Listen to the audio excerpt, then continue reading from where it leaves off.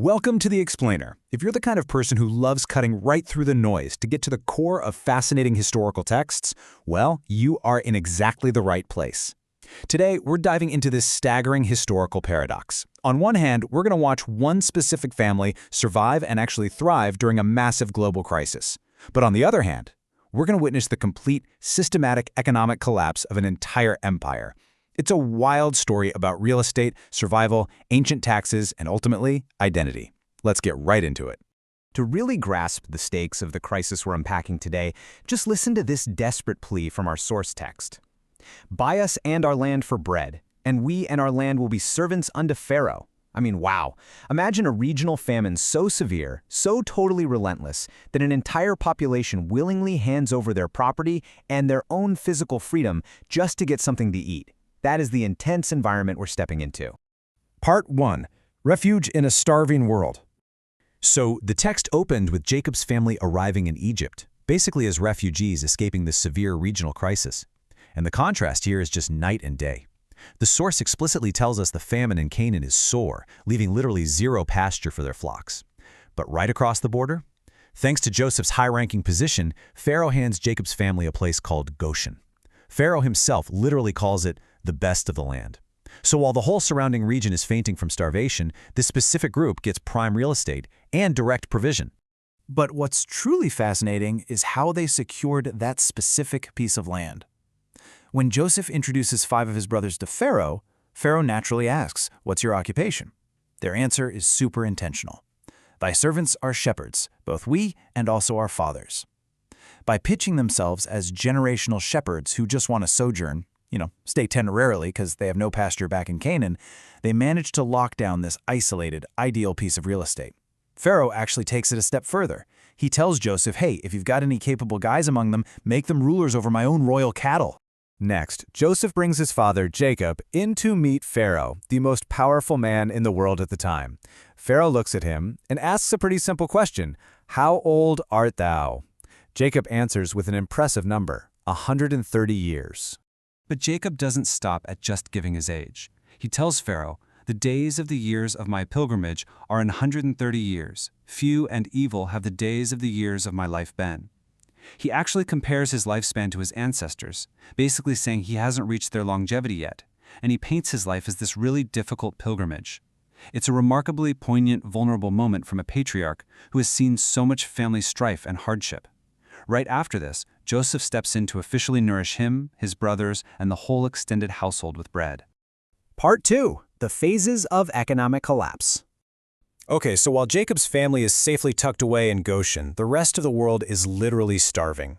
And the source text outlines this incredibly specific, almost boiled frog progression of how Joseph manages the famine. Step 1, Joseph gathers up all the money in Egypt and Canaan to pay for corn, right up until the currency completely fails. Step 2, with the money gone, people start trading their cattle, horses, and flocks just for bread.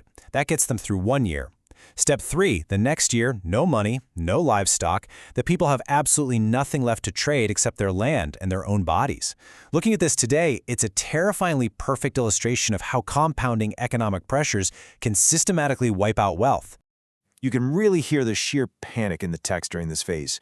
The people come to Joseph and cry out, "Give us bread, for why should we die in thy presence, for the money faileth." The source tells us there was no bread anywhere, and that Egypt and Canaan fainted by reason of the famine. The entire fundamental economic system of currency had completely collapsed under the crushing weight of starvation. Now I have to point out this brilliant historical irony in the text here. Remember what we learned a few minutes ago? Pharaoh offered the Israelites positions of authority, making them rulers over his royal herds. Meanwhile, the native Egyptians are systematically losing their own herds. They're handing over their horses, flocks, and cattle to Joseph just to get enough bread to survive the year. It's a massive transfer of wealth, showing exactly how crises almost always lead to a dramatic consolidation of assets. Part 3. Land for Life. Pharaoh's Monopoly. This brings us to the final, most drastic phase of the famine. This is where temporary relief permanently rewrites the entire Egyptian economy. The socio-economic shift here is mind-boggling. Because the famine was so intense, every single Egyptian man sold his field. Joseph literally bought the entire nation for Pharaoh. But he didn't stop at just taking the land. He fundamentally reorganized society.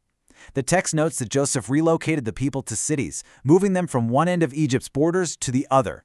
Just imagine that. An entire nation becoming tenant farmers on their own ancestral lands, practically overnight. Joseph then hands out seed so they can sow the fields and survive. So how was this new system actually structured? Well, Joseph set up a universal law that the text says lasted unto this day. He essentially institutionalized a 20% flat tax.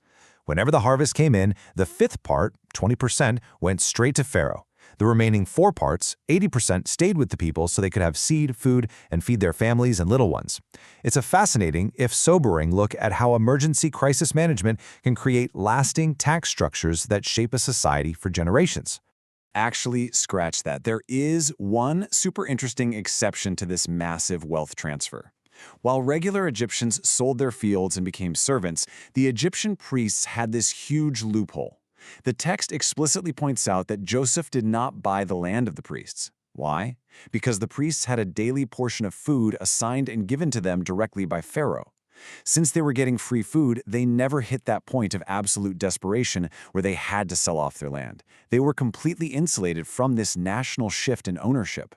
Now here's the kicker. Despite losing all their property, their autonomy, and now having to pay a 20% tax on their labor forever, the psychological reaction of the people is wild. They don't riot, they don't rebel. Instead, they look at Joseph and say, "Thou hast saved our lives. Let us find grace in the sight of my Lord, and we will be Pharaoh's servants." They willingly embrace absolute servitude out of this profound gratitude just to be alive. It's a pretty heavy lesson in human nature, honestly, showing how the basic need for safety and survival will almost always outweigh the desire for independence. Part 4. A final oath of return. As the crisis finally starts to subside and this new Egyptian reality sets in, our focus shifts back to Jacob's family. And the overarching takeaway from this account is incredibly stark. The native Egyptians, they lost their land, their money, and their fundamental freedom. But the Israelites in Goshen, the exact opposite. The text literally says they had possessions therein and grew and multiplied exceedingly. They didn't just survive, they thrived and expanded right in the middle of a total national collapse. So Jacob ends up living in Egypt for 17 years, which brings his total age to a staggering 147. After those relatively peaceful years tucked away in Goshen, the text tells us the time drew near that Israel must die. Knowing he doesn't have much time left, Jacob calls for his son Joseph. He says to him, "If now I have found grace in thy sight," and then he asks for something incredibly serious. He asks Joseph to deal kindly and truly with him. And to seal this promise, he tells Joseph to put his hand under his thigh. Now, back then, this was a highly solemn, ancient way of swearing an absolute, unbreakable oath. So, what was this super intense oath all about? Here's the oath. "Bury me not, I pray thee, in Egypt, but I will lie with my fathers, and thou shalt carry me out of Egypt." Think about that. Even though Egypt had literally saved his family from starvation, and even though they were living wealthy and comfortable lives in Goshen, Jacob absolutely refuses to let his story end inside that empire. Joseph swears the oath, and Israel bows himself upon the head of his bed. And that brings us to our final thought for today. We just watched an entire nation trade away their land, their livestock, and their freedom to an empire just to survive a famine. Yet a man whose family prospered in that very same empire used his dying breath to make sure he wasn't buried there. It leaves us with this really powerful question. When survival requires surrendering everything to an empire, how do you hold on to where you truly belong? Something to chew on. Thanks so much for exploring this explainer with me today. Keep asking great questions, and I'll see you in the next one.